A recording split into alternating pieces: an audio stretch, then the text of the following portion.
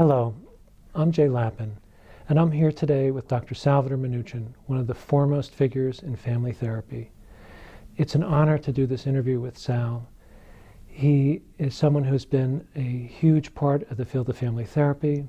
He's changed the way that we fundamentally think about individuals and families, about foster care systems, larger systems, and it's been an absolute gift to know him all these years and to work with him. I wanted to start today just because so much of what you write about seems to be embedded in your growing up experiences. Could you say a little bit about what it was about growing up in Argentina that has affected your thinking and the development of your theory? My goodness, to go so far back. Well, I think that one of the things that formed me was the factor that I was the other in Argentina, in the sense I was a Jewish kid in an anti-Semitic country, and so the same things that happen to black people here when they feel themselves excluded from the majority point of view, you develop a sense of being the other, and you develop a sense of injustice. So the concept of social justice was a very important part of my childhood. I walked to school and I passed through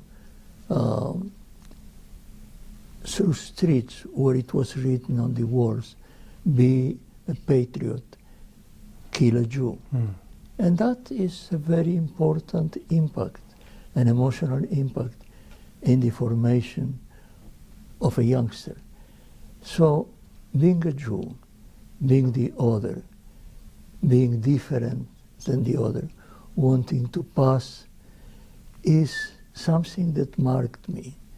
And my work with low socioeconomic families is very much related to a concept of social justice. The group of people that work with me at Wiltwick were all liberal people, leftist people, thinking incorrectly, I think, that through therapy we could help families to become more competent, and that will be translated into a potential for changing society. You know, it's a very, the tools of family therapy or the tools of therapy in general are very tiny. The ideas that we had that we can take families from Harlem and make out of them a movement of social liberation was part of our ideology and also our naivety. But that's what started the work with the Wiltwick families. And one of the things that you said early on was that this idea of challenge has been a thread throughout your career and throughout your life, and courage, I think, to take on bigger institutions. You talked about a concept, and I forgive me if my Spanish, desafío, Yeah. in saying. Well,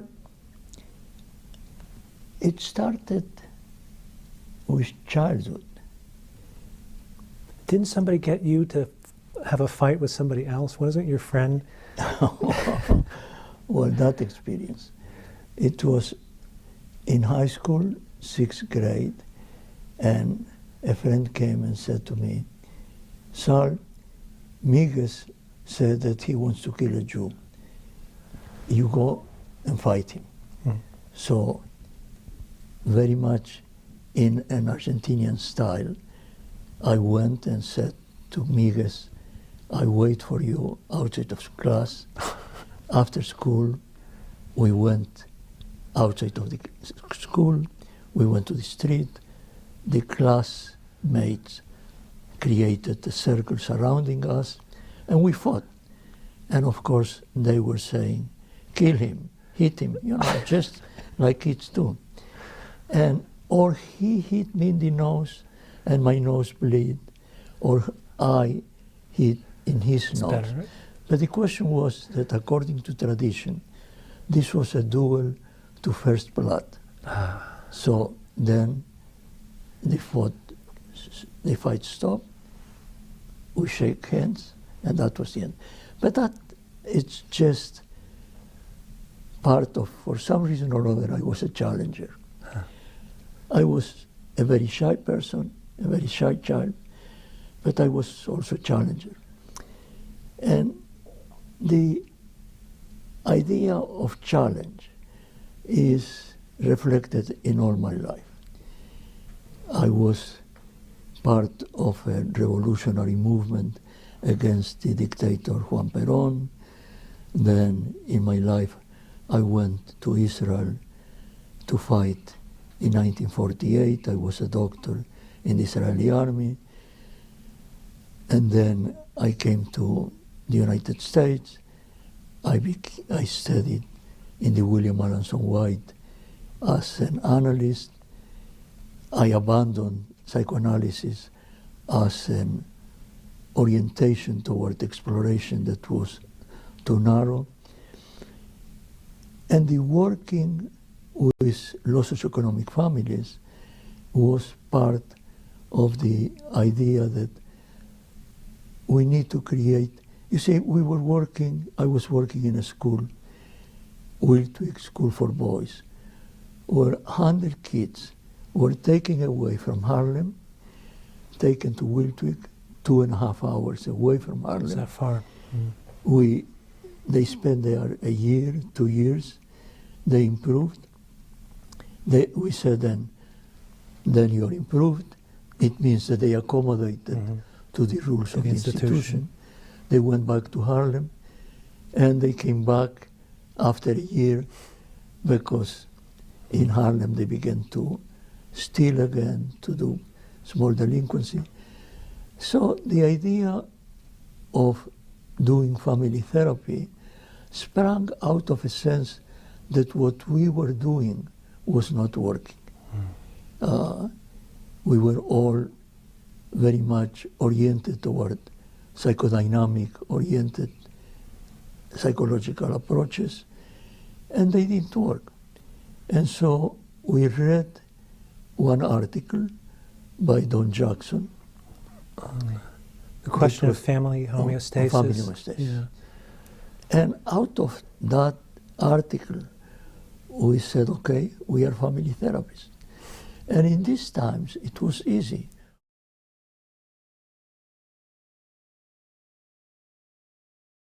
We had one article and a point of view, and then we decided we are family therapists. From that, to become family therapists was a process. And the process was, okay, now we invite the families of these children to come and have sessions with us. But we didn't know how to interview families. So we had a group of our team beyond the one-way mirror, and they were in some strange ways, they were colleagues, they were supervisors, they were teachers. They were there to observe what we were doing and then to tell us what we were doing. And then that was a way in which we started to develop our techniques of family therapy really by feedback. They were telling us, you did that. And we would say, what? You know, and then suddenly we developed an introject, some kind of homunculus here that was observing ourselves doing things. And then on the basis of our understanding of the characteristics of these families, we developed a series of techniques that were specifically related to working with a population that was not introspective, that was not reflective, that they did not have nuances of affect. If somebody was angry, it was that kind of thing. There was not nuance. If there was control, it's that kind of control. So we developed techniques of modulating affect, because the important thing for us that we were also child-oriented psychologists was how can we create in the family an environment in which children found predictable responses. The responses of the parents toward the children were unpredictable. They reflected the mood of the parents.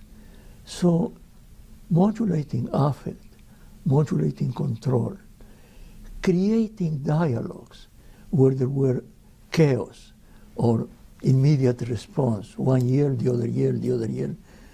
So the first techniques that we developed were techniques that had a lot of elements of traffic cop. We took a pencil, can you give me a pencil? And we would say, okay, you want to talk? Take the pencil.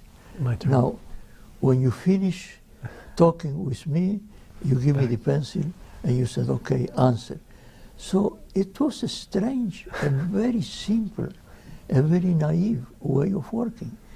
But it was something that really was specific to our population. The other thing that happened is that we started by criticizing our population, criticizing the families. They were wrong that way, they were wrong that way. The second step was saying, we are wrong. Something about our reflective way of talking, our demands for reflection, were part of our needs. We were all middle-class, intellectual people who didn't have too much contact with this population. And so we began to change. And that was a pivotal moment, the moment in which we realized that in order to join, we needed to change. The process of joining was a process of learning how they talk and beginning to talk in a modality that they could understand. That moved then toward an insistence of supervision. We did things.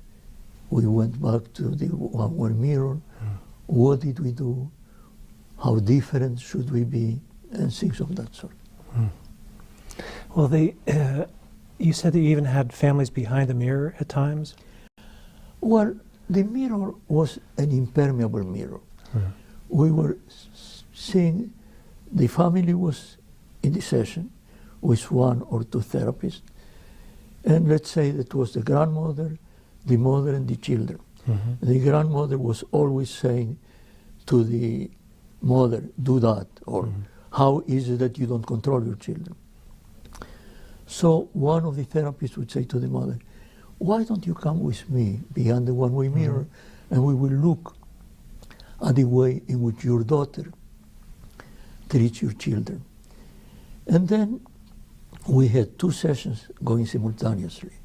One session of the therapist working with the mother and the children, and the other session with the therapist beyond the one-way mirror with the grandmother, and instructing her to see and to becoming more supportive of the mother, to see that the mother was more competent than what she gave her credit, to see that the therapist was incompetent as well.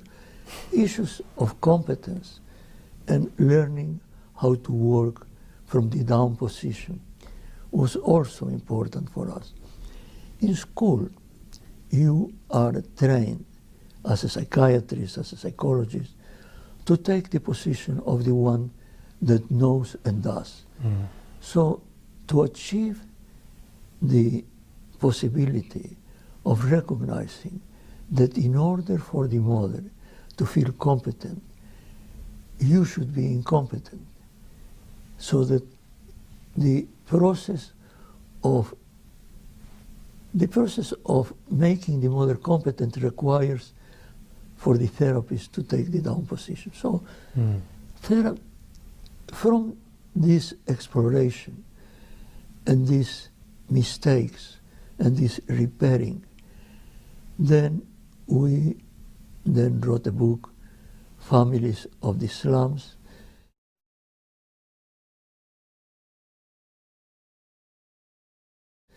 And then with Braulio Montalvo, that was my twin, we developed an alphabet of skills.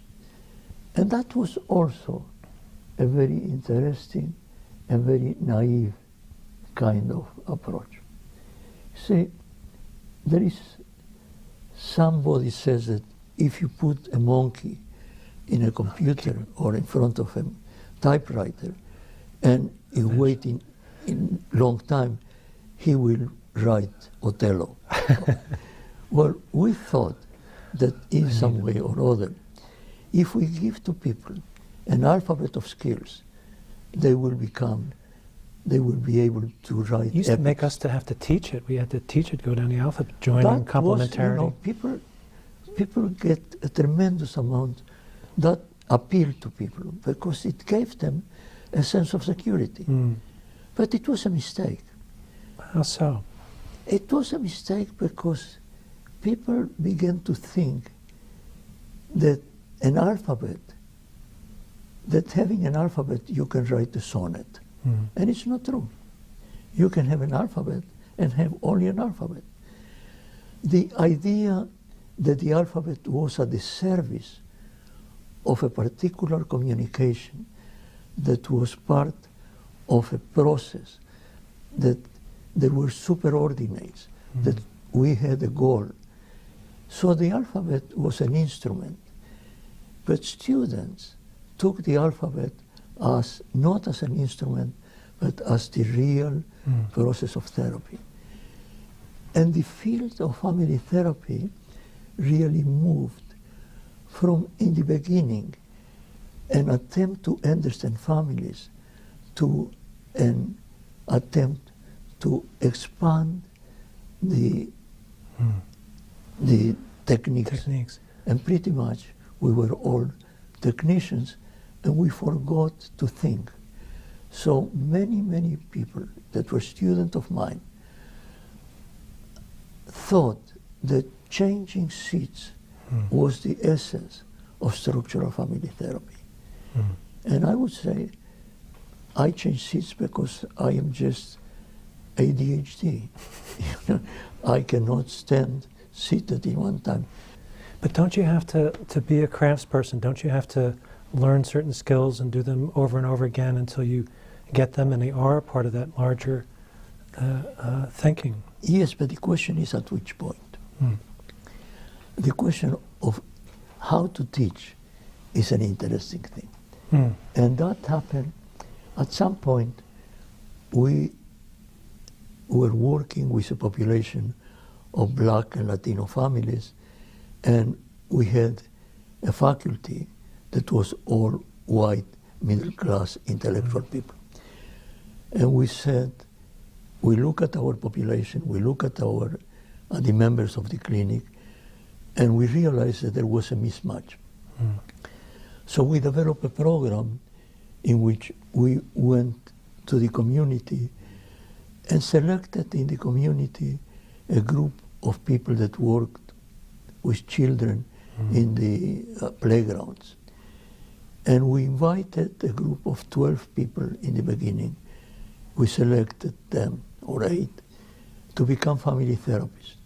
We had a grant from the National Institute of Mental Health. That was the IFC, Sal?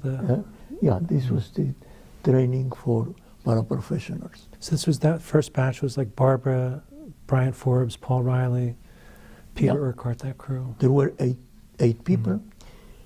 And suddenly we said, you are family therapists. And Jay Haley wrote a manual of how to conduct, how to survive the first session. Right. And that, with that manual, the people had the first session, and Jay Haley, Braulio Montalvo, and myself supervised each one of the sessions. So it was very labor-intensive program. And then it was a question of how do you teach? Or you teach deductively, like the universities, in which you teach theory, and then you teach more theory, and then you teach more theory, and then you teach the practice. How to do it. Or you teach inductively, and that was Jay's idea. Inductively, you put people to do certain things, and they survive. Immediately after the session, the therapist would come with us, and we would look at the tape, and we would say, you see what you did? Well, what you did can be done in a different way. Or can you tell me why did you do that? So it was a process by which people first did something, then recognized if what they did was correct, and we applauded, or we said, look, that's not the way of doing it. That really was a very difficult process. We had the training of paraprofessionals lasted, I think, 3 years, and it was Jerry Ford, not the president, but a social worker. He could have used the training. That would have been better. Afro-American social worker Jerry Ford was the director of the program. Right. And we trained, I think, 24 of these people.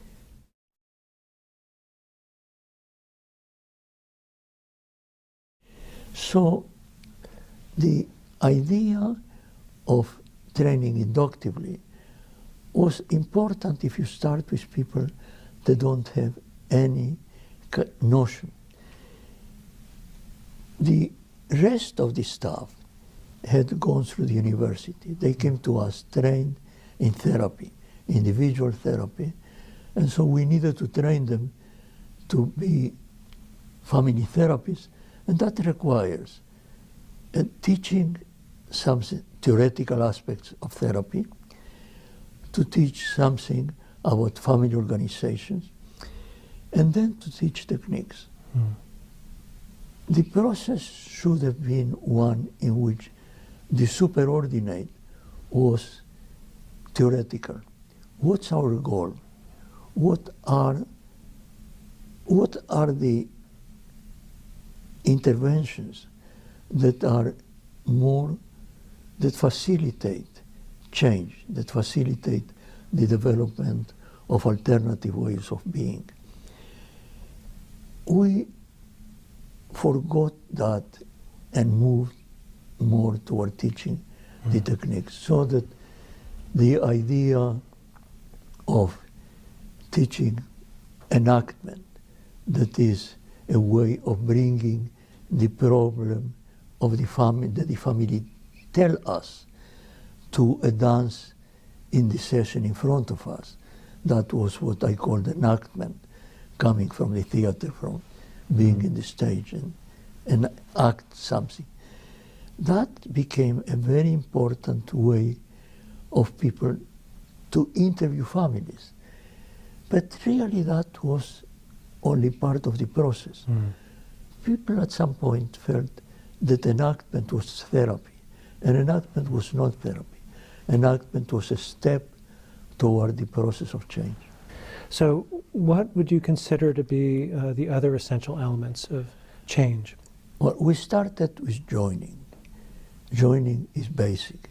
Joining is to give the family members, first to approve, to validate family members, and to give them the hope that with our help, if we dance together, there was hope to a better life. So joining meant, and that was a technique, meant to be curious, to be supportive, to work toward competence, and to provide hope. So that was one of the techniques. Another technique was, there were some techniques that had to do with challenge, unbalancing. Right. In that, we developed a series of techniques that were different than the techniques of therapy in general.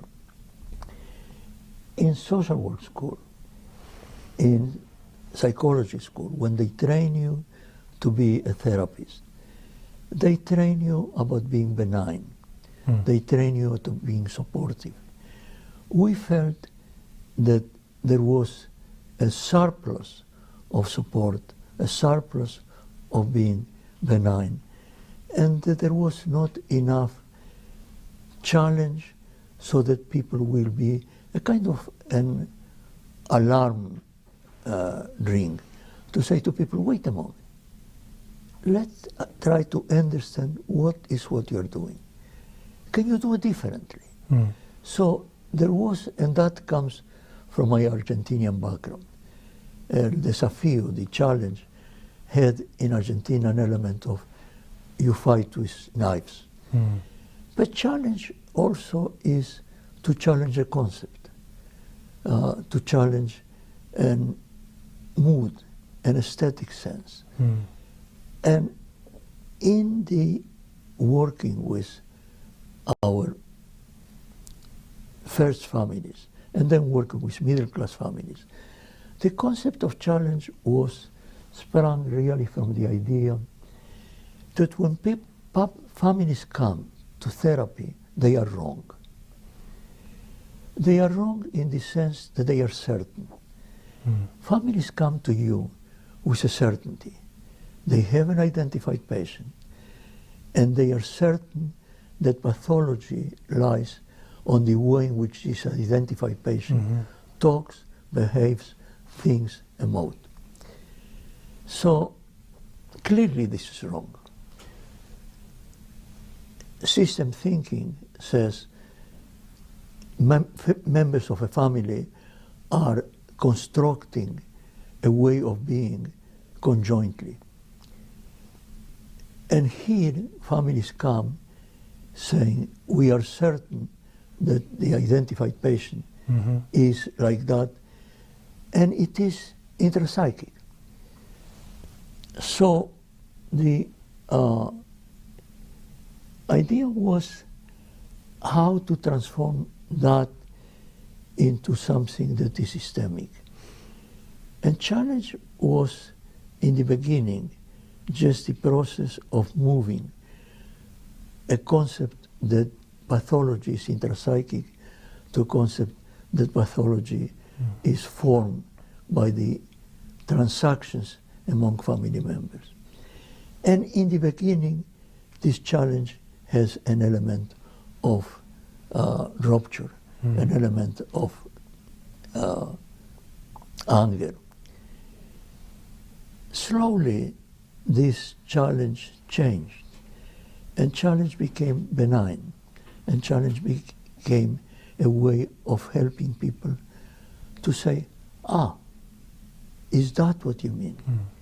And so from that point of view, challenge is something that I today do. I do it faster, better, with humor. People understand that I am in their side. But it is essential, the idea that people are wrong because they are richer than what they think they are. So the challenge becomes one that says, listen, my friends, you have alternatives, ways of being, that are more appropriate to the human condition and to the circumstances in which you live. So that change from challenge, you are wrong, to challenge, you are wrong because you are richer, is a major, a qualitative change. And I think it's one of the hardest ones. Like when I teach, it's typically the one that students, new therapists, struggle with mightily. Do you have any thoughts about ideas about how to help them make that jump? Because they're going from this dialectic, this tension between the family's worldview and the systemic worldview. And it's very hard, I find, for students to do that in a way that is as smooth as you're describing. They struggle. Well, there are two ways of becoming wise. One is to become old, and that takes a long time.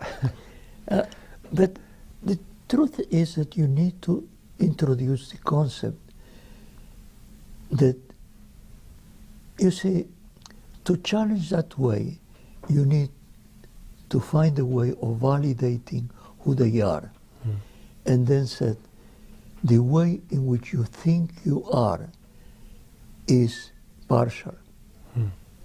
It's correct, but it's partial. Join me in the trip to expand your alternatives. Join me in the trip to becoming richer. It is a shift that took me many years to achieve. But once you achieve, then your relationship with people become much easier. Because you approach them as an old uncle. You know, you are an old uncle. I am. And then you said, listen, my friend, why don't we talk a little bit about your possibilities? Okay? And that's something that I think it should come to people early in the... I know that people come to family therapy very young, and they come without experience. And so they will need, in the beginning, to fake wisdom. But it's essential that they should start by saying, the challenge is because families are certain in a way that is narrow. The concept of what you think about yourself is partial. Your certainty about this is who you are is wrong. But it's wrong because you're richer. You know, you add the word because you're richer. Jorge Calapento and I used to teach a course, Introduction to Structural Family Therapy. And we would ask people, how many of you think that you're good at joining? And virtually the whole class would raise their hands. And then we'd say, how many of you feel that you're good at unbalancing, at challenge? And maybe one or two people would raise their hands. And what we said to them, which was that they had too narrow of a vision of joining, that they didn't understand that you can join by challenging. And it's, I don't know if, is that a particularly American conflict avoiding, kind of culturally based phenomenon? No, I think that's university. Really? I think that people are trained to be nice. And the idea of challenge is against the concept that the university had given you, that therapists need to be benign and need to be supportive. And suddenly you are saying, in order to be effective, you need to challenge people to achieve a number of ways of being that are different, and that requires that you should be nice in a different way. The concept, the question is not, are you nice or are you not nice? The question is, are you effective? Do you have a goal? And what you are doing is effective in the direction of achieving that goal. And so, if you change the way of teaching, I really think that the way of teaching techniques is incorrect. Really? But that we started to develop something because that was a revolution for us. We needed to move from being psychoanalysts to being family therapists. We didn't know how to do it. So we started really from the alphabet.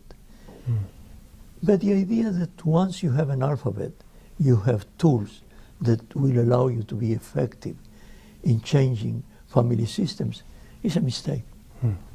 So this mistake, you say, one of the things that seems that has been missed is, I see you when you challenge, is there's always a spark, or it's a twinkle. I think that you're Irish, you just don't know it. And there's this twinkle in your eye where you, like today on the tape, you challenged this family and you teased them about being, the father was a Martian, they were aliens, they were tigers, and there was a quality of playfulness. And I can't remember you saying too much about how play factors into your work or humor. Well, could you say something about that? I had always been funny. I know. I remember going to Yale once, and a psychiatrist came after the talk and he says, "Dr. Minuchin, do you know that you're a very funny man?" And I said, "Yes, I do know." But it's also true that I was not a funny therapist. Huh. I was funny and I was humorous, but I did not use that in my sessions.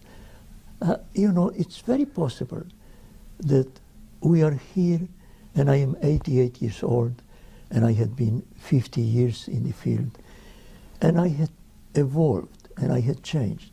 And many things that I did in the beginning are anathema to me. Just, the idea that I have today about the fact that family members are responsible for each other and that family members are the healers. That was not part of my concept when I started.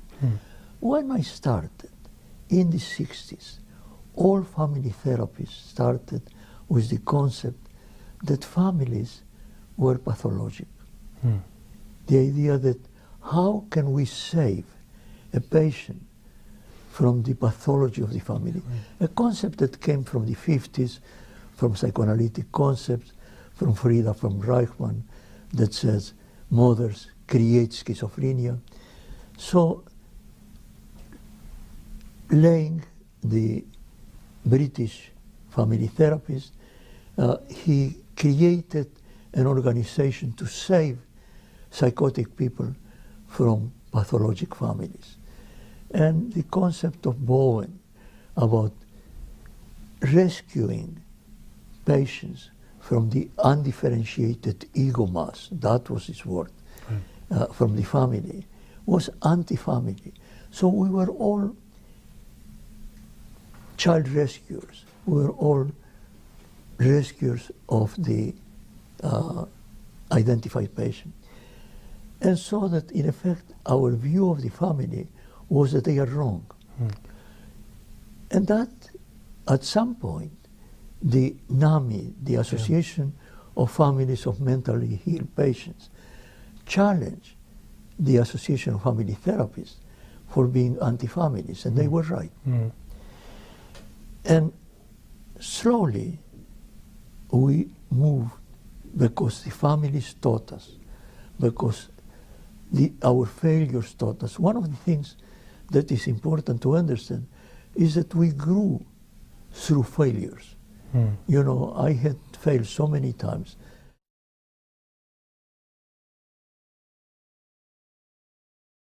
So Sal, you said that you had learned by making mistakes. Do you have any favorite mistakes? Well, first I want to tell you something about the way in which I act. I sometimes have an idea that something is necessary to do. And I am not certain that what I will do is correct or not correct. So continuously I am monitoring my way of behaving. Let's say I can do that. Let me explain to you. Let's say I think that I want to touch your face. You can be a man or a woman. So I said, what would you do if I touch your face? And instead of waiting for your response, I would do that. What would you do? And look at your non-verbals. And if I do this? No, well, that would be too much. Just a movement of the face. I would then say, well, so you mean? And this idea of starting to something in which to accept my doubts and to test them, and to know that I can push you as long as you will say, it's enough, I don't want more. So the process is an interactive process. The process is a process in which I can say to a mother, or I can say to a father, you know, it seemed to me that the way in which you act with your child is dangerous, is destructive. Will not start with is destructive. We'll start with, it seemed to me that sometimes you do things that you don't like to do. And then it will say, do you know what I mean by that? Well, talk with your wife about what do I mean when I say that sometimes you treat Jimmy in ways that you don't want to treat him. And I would push for a communication between husband and wife in which I would sit back, move my head down, become invisible, and push for the dialogue between the two people. Then I would say... What happens if they stop midway and they will happen sometimes in therapy, they'll turn to you because you've said that they're coming to talk to you, not to talk to each other? Oh, that happened very frequently, and I would say that's true, but at this point I want you to talk with him. And I would reject the idea that I need to talk. I am present only when I think it's useful. When I think that it's not useful, my attitude will be that is avoiding eye contact. But coming back to the idea of, I said, sometimes you behave with Jimmy in ways that you don't want to behave. And then I would say, sometimes the way in which you behave with Jimmy hurts him. And then I would say, sometimes you're destructive. So there is a process of evolvement, so that at the time in which I am saying, sometimes you're destructive, that is a major challenge. I had helped the man to prepare himself to that statement and to say, am I destructive? And that is, I think, a talent that I have. It's a talent that allows me then to act in ways in which there is a dance. It is like a tango. I try a movement, and it is your response, it is the response of the family that will instruct me if I should continue in that way, or if I should move, and instead of being challenging, I should be supportive. I can be very seductive. I said, I like the way in which you think. And mostly, I like a turn of a phrase that you have that is kind of poetic. Did you write poetry when you were a child? These are techniques that had become part of me because I loved to hum out, you know. So, Sal, you sound, you have this element of humor, of play, seduction, and there's certainty there, even in your uncertainty about doing an enactment when you touch the person's face and you're going in increments. That's you, though. You have an amazing capacity to read people and to know those things. If you're a new student and you're just beginning to learn about enactments, how does one do that and adapt that way? Because what you're saying comes, years ago we were at your house for a seminar. You were asking people about doing therapy. You skipped me, and I came back to you later and I said, well, why did you skip me? And you said, oh, because you don't have children yet. And I said, why is that important? You said, well, you have to go through those life stages first to understand some of these things. So for people that don't have children yet, that aren't married or in a relationship, how do they adapt towards that 88 years of experience and wisdom and humor and play and do it for themselves. Yeah. I don't think there is a way of skipping life, you know. You need to have some experience. But there are ways of teaching. Now, first, let's start with conceptually, what is enactment? Enactment starts out of my doubt about the meaning of language. I know that if I talk with people, people have rehearsed speeches. To certain situations, they will talk. And I never felt that what they said in their speech really gave me an understanding of the particular way in which they relate with spouse, child, and so on. So if a mother says, Jimmy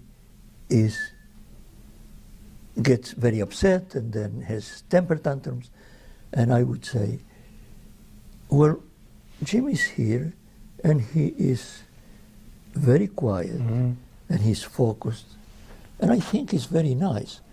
What would you need to do for Jimmy to become impossible? And so the younger brother would say, well, if you take away the toys that he has. And I said, okay, do it. And so I said, what? I said, take away his toy. And then the child would take away his toy, and I would see a fight evolving between the two children. And I am interested, and I am comfortable, quiet, observing, waiting to see what the mother does. At this point, I have information. And the information is by the dance. I have a metaphor that family therapy is inviting family to dance with me. So whatever happened at home, I wanted to happen here. And I begin to look not at communication in terms of meaning, but at the dance. I'm a choreographer. So as the mother then gets up and shakes Jimmy or shakes the brother, I would have some information that would direct me to the next step. I start in the beginning with some goal, but then I have intermediate steps. That enactment, that making the situation happen, gives me some information about the intensity of affect of the mother, whom she selects to punish, what is the nature of the punish, what do the children do, do they run away?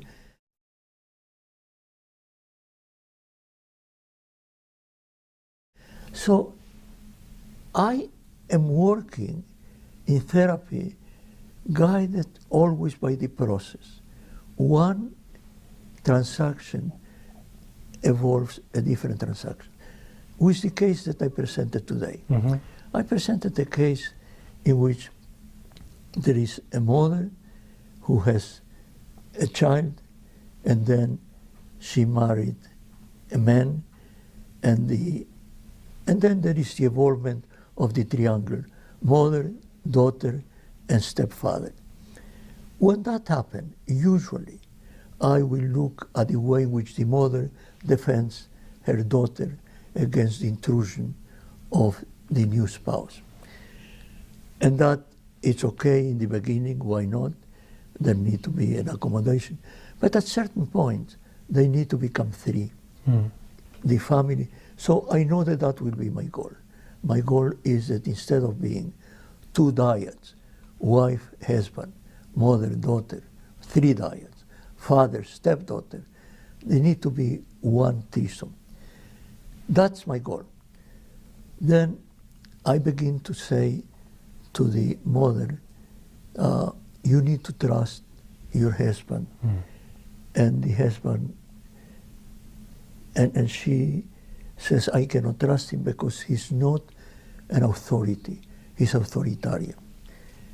Then I asked the daughter, can you talk with your father, or will your mother interfere? Then she says, I cannot talk with him because both of them are aliens. They are not humans. I feel at this point very good, because I can now work with a language that she has. So I said to the girl, is he from Mars, and is she from the moon, or he's from the moon and he's from Mars? And you, from where are you? Oslo. Well, I can understand if you are from Oslo. And I developed something that is funny, but from which I begin to see that the girl can talk with the father, but the mother does not allow. At this point, I said to the mother, can you move here and let your husband and your daughter have a dialogue? I will be here with you. And if something happens, if he is authoritarian, if he's violent, I will stop him. So you sit here with me. We are going to be witnesses of what I think will happen, is that your husband and his stepdaughter, daughter, can develop a dialogue that is harmonious. Could you endure that? Can you sit here with me and be with me quiet? And I had created a stage. I had created a mini drama. And then I see what happened. I don't know what will happen, but I had created a possibility of action and the possibility of seeing some alternative ways of relating. The goal is that she should develop some trust that the husband can relate with her daughter in ways that is harmonious. At some point, I will turn to her and I will say, can you tell me something about your childhood? And she will tell me that her father was a drunkard. And she will tell me that her father would hit her mother when he was drunk. And when she was 2 years old, the father hit the mother was unconscious, she was 2 years old, and she needed to defend her mother. At this point, I move to, my heart goes for her. And I said, who helped you? And she says, nobody helped me. What could you do for your mother? Nothing.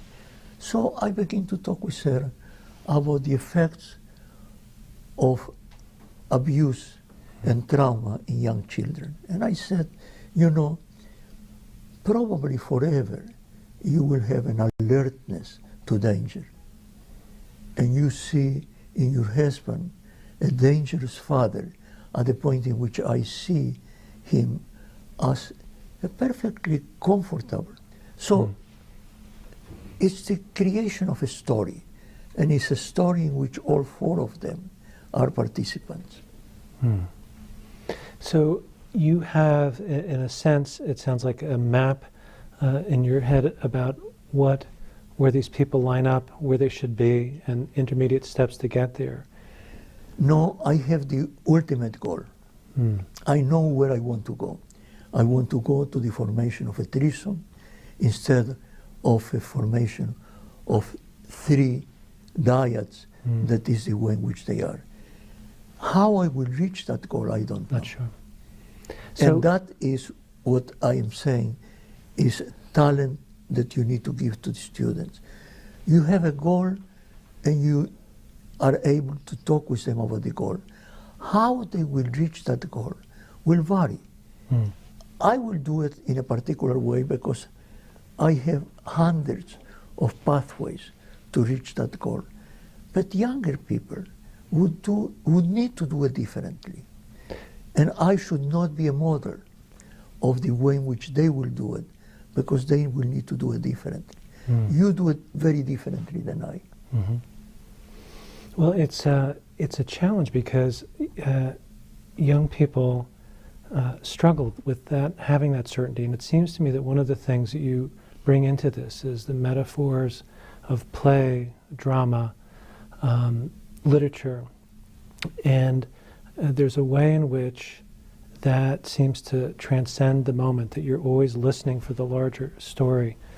And is there any way that they could work toward developing that skill themselves? Today, a doctor in psychology stood up and she said, at certain moments, when you moved away from the mother, I felt a sense that she was in danger. Right. And I felt a need to support her.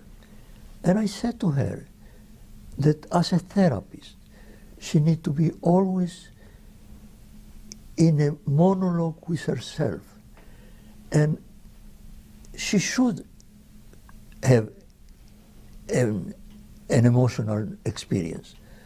But when she has an emotional experience, she needs to ask herself, will it be useful for them that I should act upon what this emotional experience means? And it's not that you should constrain your feelings, but you need to know that you are not here to satisfy your feelings. You are here to be a therapist. And a therapist is a technician. Therapist is a thinker, a therapist, but it is a technician. A technician can have a number of strange responses to the process. And the question always is to ask oneself, is that emotional response that I have useful for them? And then you can act. Or then you don't act. But you will be directed by that thought. Is that useful to them? And that is something that young therapists should achieve. This capacity to reflect upon their experiences.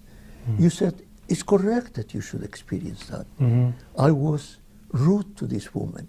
This woman expressed a moment of distress. Your response to her was correct. The question that you need to ask yourself is, should I, at this moment, do something with my emotional response or not? And then you become an expert. It's only at this point that you're an expert. Great. So where does love enter into all this? What? Love. Where does love enter into this? Do you factor that as part of your thinking? Love is a word that covers many, many, many things. It's a syndrome. It's not one particular action. Today, when I talk about, can you help me? When I talk about, if Jimmy is acting like that, and you know that what you are doing is something that is producing that action,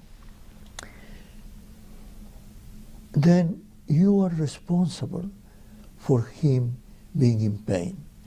I want you to take that into consideration. You are responsible. You are adults.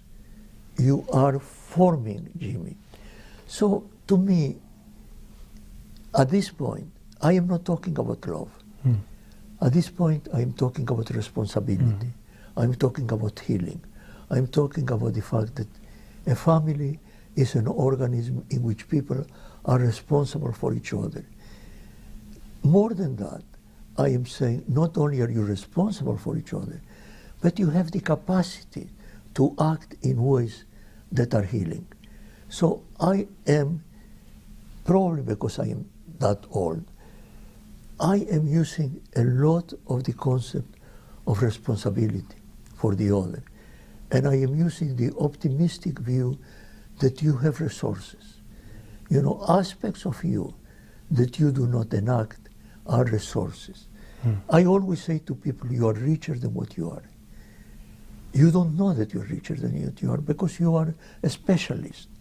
You're a specialist in the sense that you think that that narrow person that you are is all what you have. And I know that you are more. And I use gestures and that kind of thing.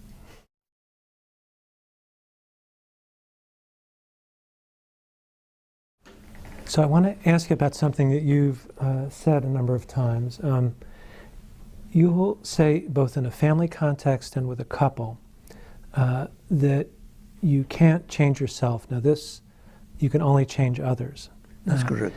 And that seems to run in the fly in the face of all traditional therapy wisdom, that it's always about changing yourself. And it seems to me that in order to change, like if you said that to me and I wanted to change you, I would have to access different parts of myself. Isn't it implicit in it that... Of course. It's a yin-yang concept. The yin-yang has two parts that are a unit. If I said to a spouse, you cannot change yourself, that I really believed so. I have 5 years of psychoanalysis and it didn't change me. Probably I left there being worse than what I started. But probably no change. But the concept of yin-yang is a systemic concept.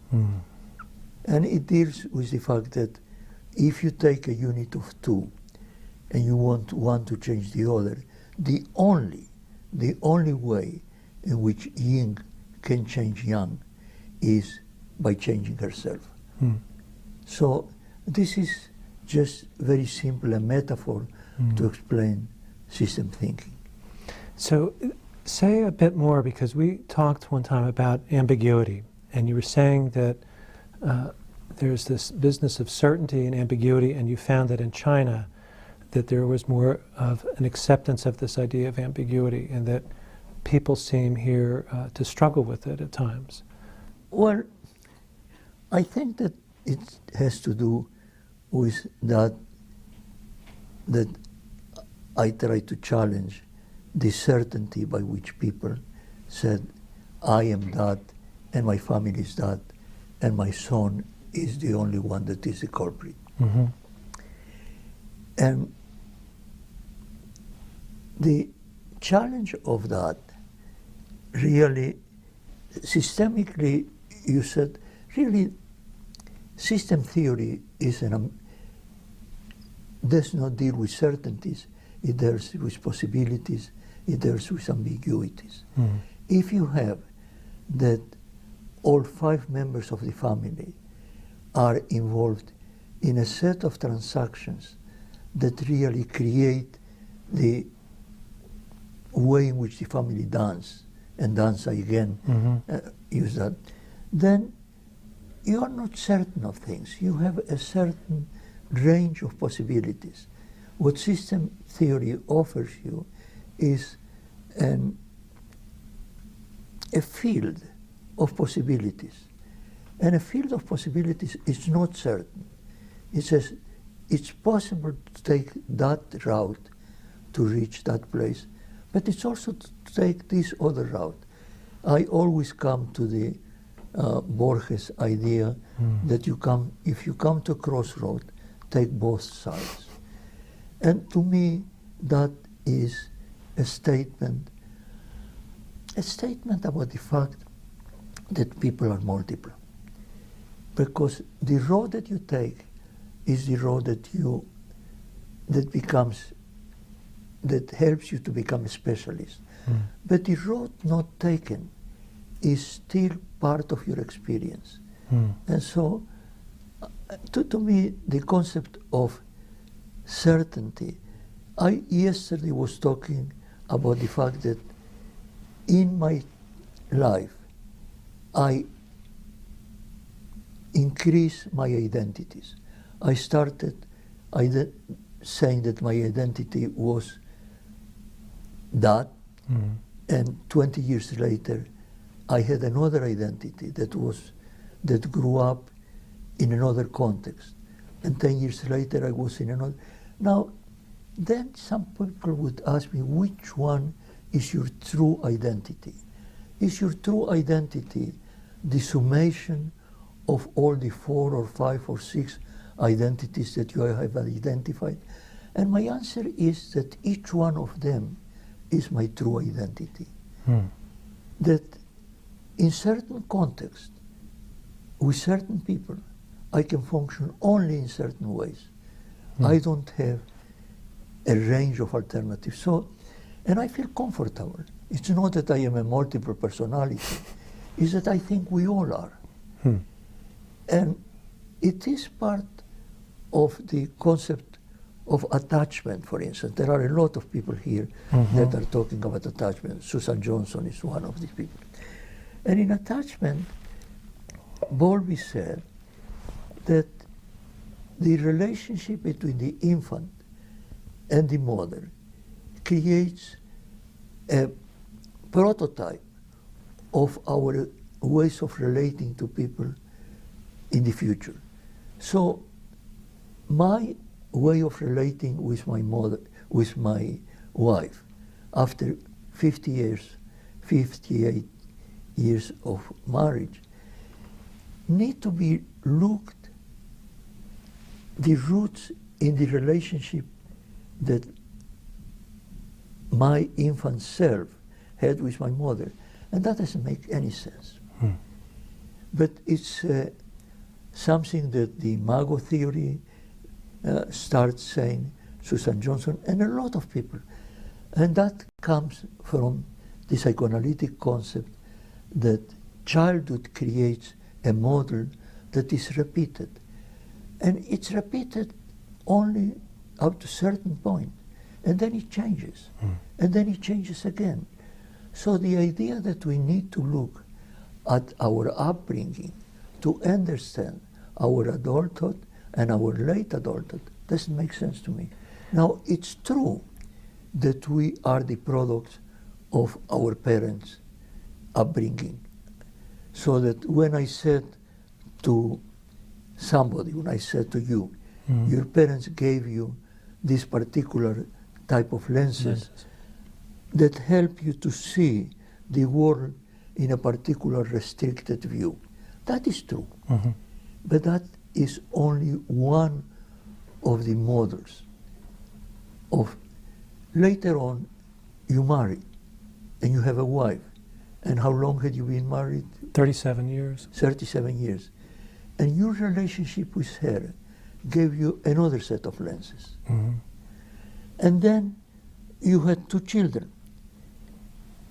And being a father and having these 2 children gave you a different set of lenses. And I don't understand, why do we say that the original set of lenses is primary? And the other lenses that were very significant attachment, you with your wife, you with your children, the way in which your children changed you. Why should we dismiss this other very significant experience and say the original attachment is mother-infant? Logically, that doesn't make sense. You're causing trouble again. Well, I really think that that is something that needs to be looked at. Yeah. Is a theoretical fallacy. Part of it, it seems to me, that one of the things that people didn't get about structural family therapy is that boundaries actually increases intimacy. And people always thought of boundaries, I think perhaps from the psychosomatic tapes, as pulling people apart, working with enmeshed families. And I remember looking at the texts over the years, like from Families of the Slums in '67, and then later, enmeshment and disengagement, those 2 concepts started out very even. And then by the time it got to family therapy techniques, disengagement was very little mentioned, and enmeshment was very primary. So it seemed to be an artifact of the times as well, that structural family therapy was trying to make an inroad in traditional psychiatry. And one of the ways we did that was through the research at the clinic with the psychosomatic families. I continue. The research that you did with the psychosomatic families, Duke Stanton did with the heroin addict families. So people got the wrong impression that structural family therapy was just about pulling people apart. And it seems to me that you are more about putting people together, but in a different way. Somebody else said that enmeshment is only for younger children, and when you have adolescent, then separation is essential. So these are concepts that evolved and at some point lost their meaning. You know, I don't think at all about enmeshment and disengagement as significant concepts. Not at all. So what do you think of instead? What do you supplement that with? I know that families are enmeshed and disengaged, and I know that at a certain particular time I work with a group of people where these concepts were significant. And then I work with a different population in which these concepts were not significant. One of the things that I want to convey is the fact that these concepts evolved, and some of them are shared as irrelevant for the new time. You know, we have a lot of new concepts. We have an understanding of brain function today that was completely not existing before. Yeah. And so I think that if there is something that I am, is a person that evolved. And Mara Selvini Palazzoli used to say, there is a particular way of developing family therapy. And that certainty lasted for 5 years. After the 5 years, she would say, forget what I said. I have now a new concept, and the new concept is really relevant. And 5 years later, she would say, forget. I think that this was a very good model.